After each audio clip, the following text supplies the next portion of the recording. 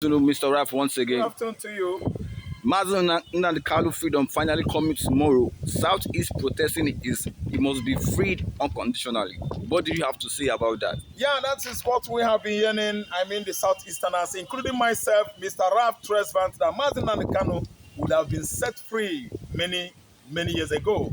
But due to the fact that Nigerian judiciary is abjectly poor knowledge, ignorance of law, they are too poor, very ignorant of law. They keep on, detaining the innocent man for how many years now? Straight 10 years. Mazi Nnamdi case lingers from 2015 till date, making it 10 good years. Previously, I think 2 years last year, Kanu outsmarted the federal government of Nigeria in the court there. In the courtroom there, he was acquitted, set free, discharged, everything. Has not case to answer anymore, but still, he is being detained at DSS facilities, Abuja. What does that spell? Marginalization, exploitation, oppression, enslavement of the Igbo man. Why is it that a man that was absolutely set free by the court is still being held back at DSS facilities? What does that spell? It means Igbo mans, they are being looked down on in Nigeria, being regarded as first class or last class, mid class or last class. Last class citizen doesn't matter. The Igbos are number one in Africa. They are number one anywhere they are. The tribes that are holding Igbos, in Nigeria, so let me say, manipulating them, bringing them down are the one that are of the last class. When you talk about first class, you talk about class. The class of people that are all over the world. They travel to Yoruba land, Hausa land, everywhere, and they develop those regions with their money economically. The whole commercial cities in Nigeria dominated by the Igbos with their what?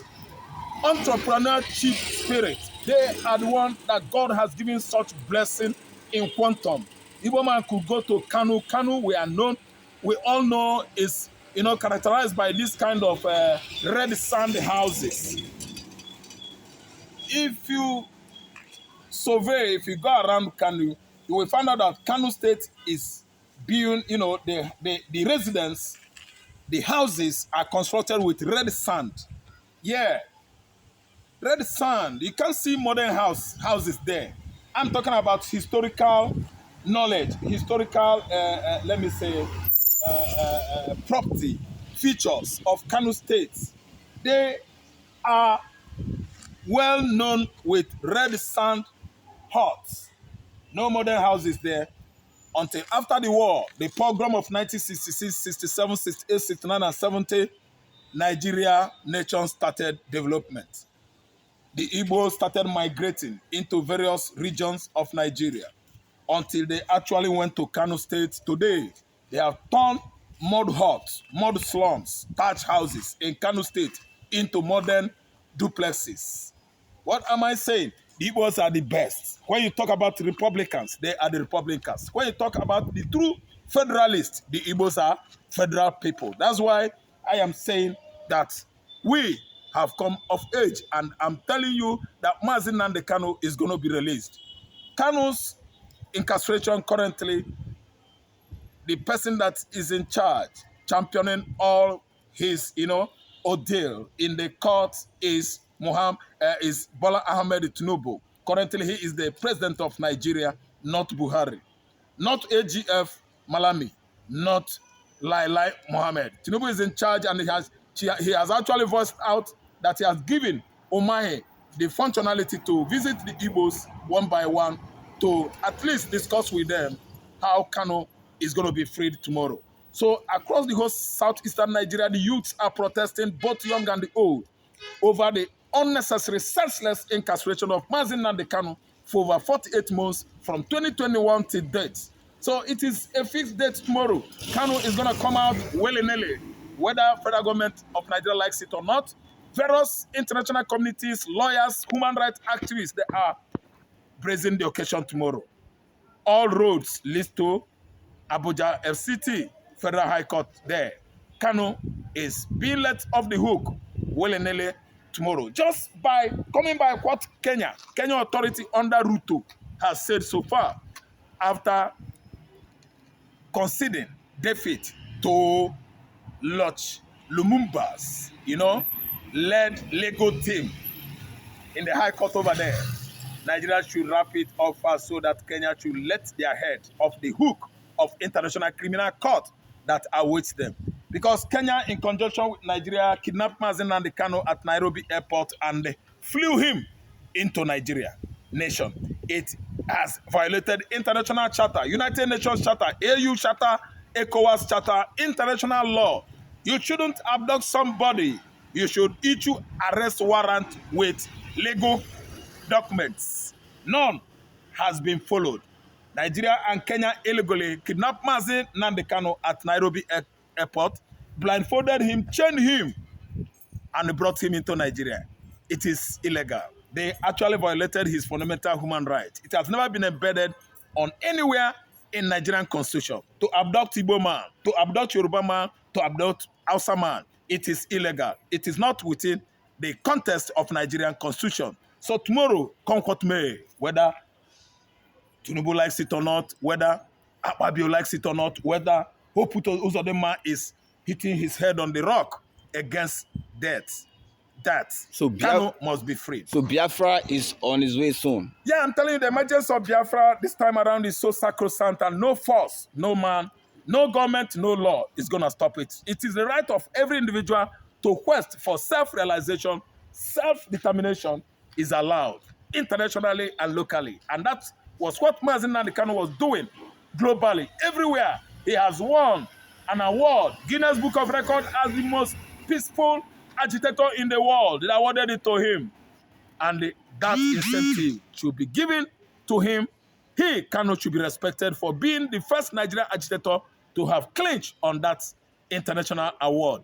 I don't know why Nigerian nation is ignorance of law, implementation of law, denying Nigerians, entire Nigerians, social amenities, developmental amenities, job or employment amenities. Nigerian politicians, under the edges of National House of Assembly, Department of Executive, and Judiciary. They deny Nigerians justice, dividend of democracy, and good governance. All they are busy doing is cheering, dividing, sharing among themselves our national wealth, which is why Nigerian atmosphere is over-dilapidated, as if we are back 50 years, because that is the actual indication that Muhammad Buhari regime has thrown Nigeria back to 50 years, and as if that is not enough, Buhari has come, Tinubu has come and perfected it. Today, Nigeria is on the bottom table. When you are rating about international poverty, Nigeria is one of the poorest countries in the world, while naturally God has given us everything in this contraption. Naturally, we are endowed with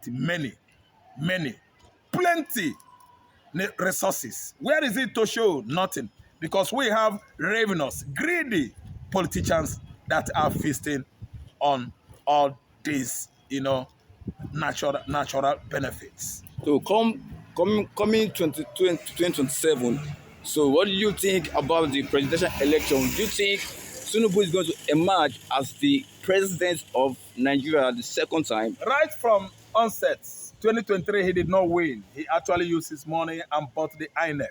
The whole Nigerians went to the polling unit and voted their choice, but their choice could not be at least relinquished to them. What I mean is that INEC authority actually rigged the election of 2023 as a result of money that were given to Mahmoud Yakubu. And I'm telling you that come what may come, 2027, we are not going to be, brutalized legally or unlawfully or illegally as usual. That's why everybody is coming out en mass to support the new coalition under African, Democratic Congress, ADC. I think they are going to carry the day because it's a component of all the political juggernauts in the north, south, and west. I think APC is now like a man that is dying in the middle of river, gasping for breath. They are no more to be as effective as they were in 2015, 16 something, till 2023, 2 years ago. APC is nowhere to be found. I don't see APC winning 2027 election because they have denied Nigerians good, healthy governance.